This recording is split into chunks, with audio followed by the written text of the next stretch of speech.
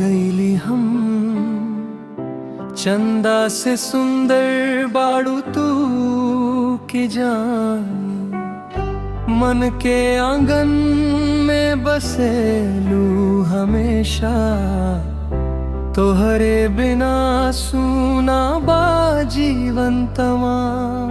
सवेरे सवेरे जब उठेली हम,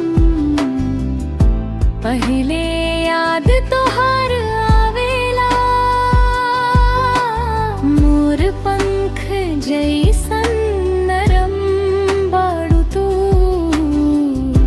दिल के तार झंझनावेला। बतिया करी घंटों हम दोनों, न थकेला मन ना थकेला रा। तोहार नयनवा में खो गईली हम। चंदा से सुंदर बाड़ू तू की जान, गंगा किनारे बैठी के देखी। लहरें जब आके मिलेली,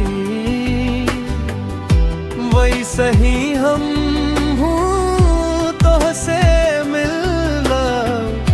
जैसे दिया से ज्योति जलेली, हाथ थाम के चली साथे साथे। दुनिया भर के राह पहचानम, तोहार नैनवा में खो गईली हम। चंदा से सुंदर बाड़ू तू की जान।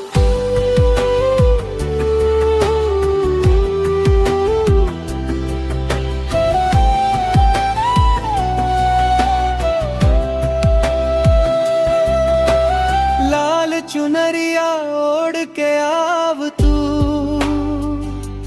महकेला आंगन हमार। काजर लगाई के देखेलू जब,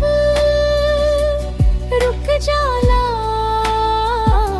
हमार हर बार। तोहरे बिना ना लागे मन हमार। तू होवे हमार सच्ची पहचान।